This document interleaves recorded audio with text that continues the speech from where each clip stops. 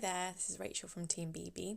So to refresh your BeeBee Wrap, what you need is an old wrap that needs a bit of love, an iron and ironing board, some baking paper and a tea towel.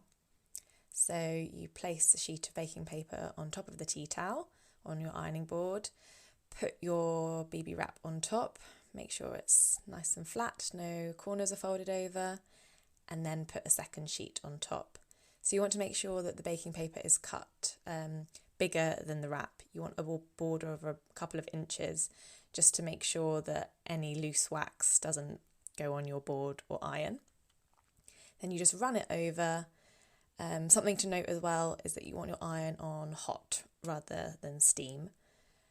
And yeah, you'll notice straight away that the wax becomes loose.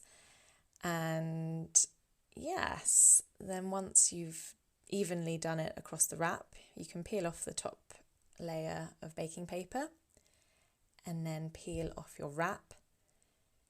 This bit can be a bit tricky, but just persevere.